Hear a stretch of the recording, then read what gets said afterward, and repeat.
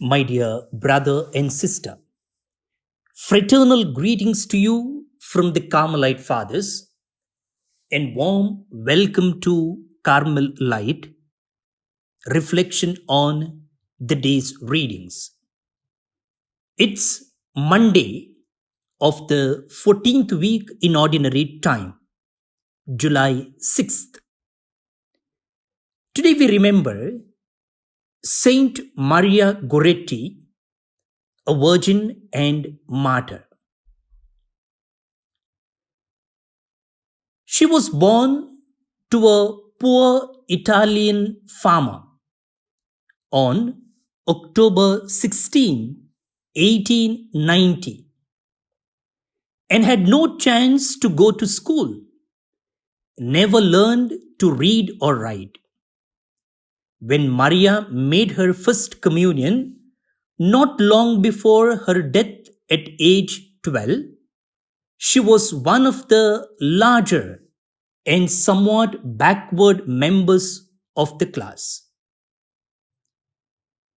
On a hot afternoon in July, Maria was sitting at the top of the stairs of her house, mending a shirt. She was not quite 12 years old, but physically mature.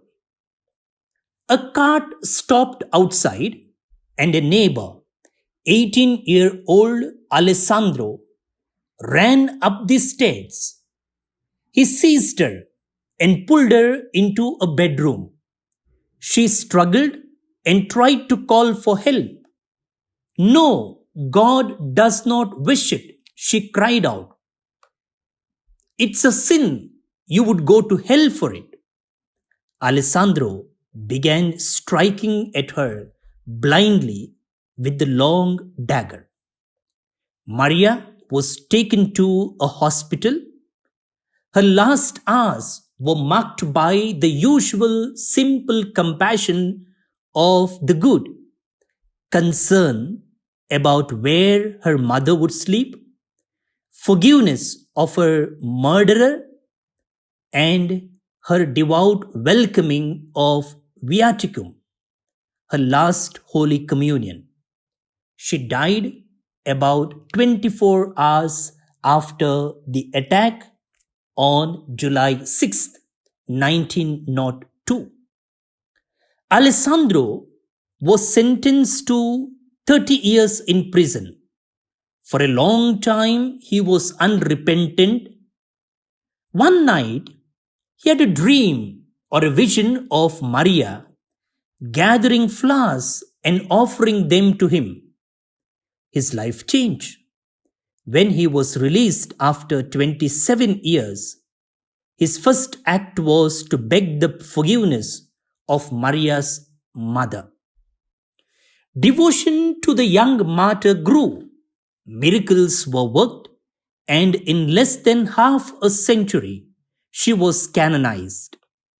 At her beatification in 1947, her 82-year-old mother, two sisters, and her brother appeared with Pope Pius XII on the balcony of St. Peter's. 3 years later, at Maria's canonization, a 66-year-old Alessandro knelt among the 250,000 people and cried tears of joy. That's in brief about the life of Saint Maria Goretti, whose memory we keep today. Now let's listen to the Gospel reading taken from Matthew chapter 9, verses from 18 to 26. At that time, while Jesus was speaking, behold, a ruler came in and knelt before him, saying, "My daughter has just died, but come and lay your hand on her, and she will live." And Jesus rose and followed him with his disciples. And behold, a woman who had suffered from a hemorrhage for 12 years, came up behind him and touched the fringe of his garment. For she said to herself, "If I only touch his garment, I shall be made well." Jesus turned, and seeing her, he said, "Take heart, daughter, your faith has made you well." And instantly the woman was made well. And when Jesus came to the ruler's house and saw the flute players and the crowd making a tumult, he said, "Depart, for the girl is not dead, but sleeping." And they laughed at him. But when the crowd had been put outside, he went in and took her by the hand, and the girl arose. And the report of this went through all that district. The Gospel of the Lord. Praise to you, Lord Jesus Christ. In the Gospel of today, we get to see the importance of faith. Two people approach the Lord. One quite openly, one in secret for healing. They are people of deep faith who have confidence in Jesus' power to save. Their prayers are answered in a most marvelous way, beyond their expectations. The first is the leader of the synagogue. Both the Gospel of Mark and that of Luke refer to him as Jairus, the head of the local synagogue in Capernaum. Jairus was convinced that Jesus would restore his dead daughter to life. Just as Jesus is speaking to a group of people, the disciples of John the Baptist and some Pharisees, Jairus intervenes. As the leader of the synagogue, he was not bothered about his reputation and honor. Instead, he just goes and kneels before Jesus and requests him to give life to his daughter who is dead. Jesus agrees to go with him. While on the way to raise his daughter, Jesus encounters a woman suffering from hemorrhages for 12 years.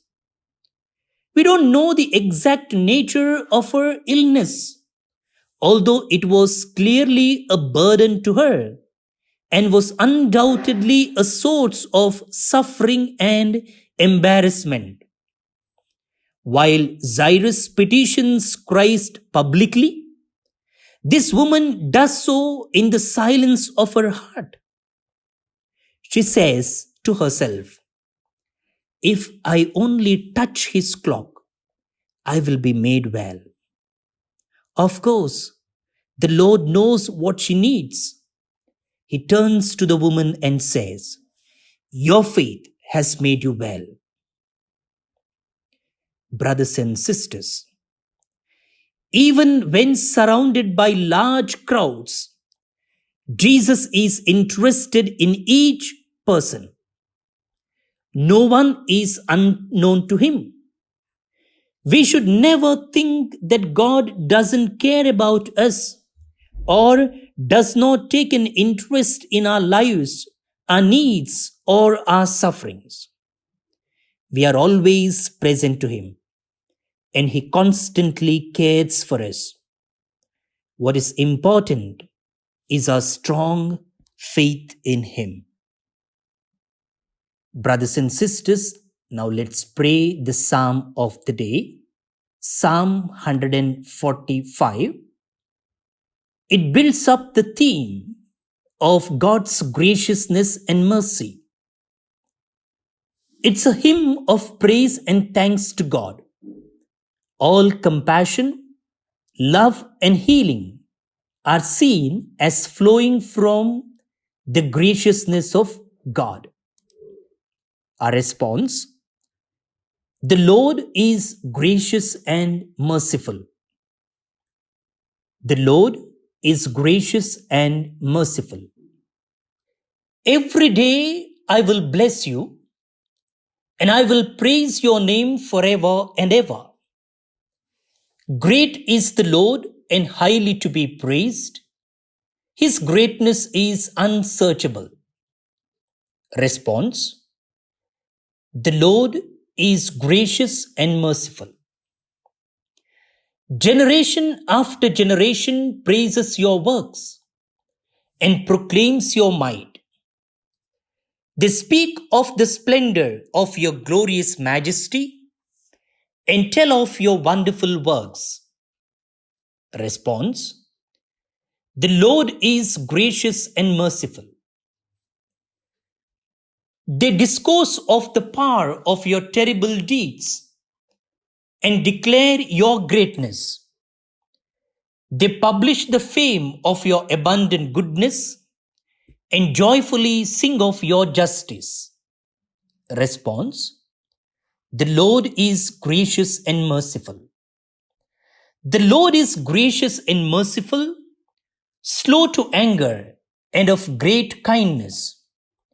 The Lord is good to all and compassionate toward all his works. Response: the Lord is gracious and merciful. Glory be to the Father, and to the Son, and to the Holy Spirit, as it was in the beginning, is now, and ever shall be, world without end. Amen. Let us pray. Lord, help me to approach you in deep faith, even if it involves embarrassment or loss of personal honor. Amen. Pray for God's blessing. May Almighty God bless you, the Father, and the Son, and the Holy Spirit. Amen. My dear brother and sister, every year we publish Bible diaries in English and Konkani, and we collect page sponsors for each page of the diary. The diary contains the readings of the day, the psalm, short reflection, prayer, and all the other prayers like rosary, novena prayers, daily prayers, litanies, etc. You are welcome to sponsor the pages on your birthdays or wedding anniversary, or to mark the death of your loved one. We print those names below the page and we announce them during the audio reflections. You've been very supportive and encouraging in the past years. We request you to support us this year too. Those who wish to contribute, kindly WhatsApp me. I am Father Stephen Pereira, Carmelite priest. My number is 94812-63229.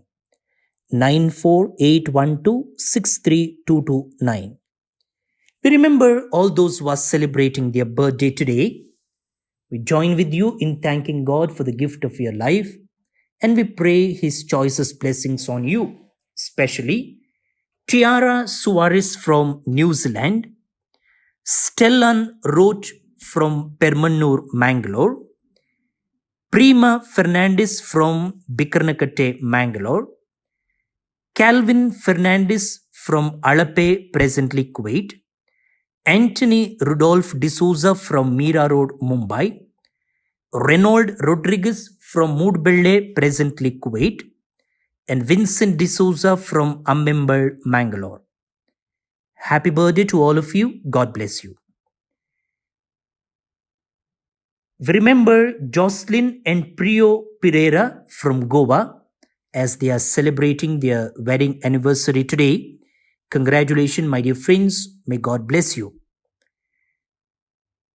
Roland D'Souza from Kadri offers thanks for all the favors received, and we pray for the departed soul of Rafael Kutina from Bengaluru. May the Lord grant him eternal rest. That's all for today, my dear friends. Have a great week ahead. God bless you. Bye bye.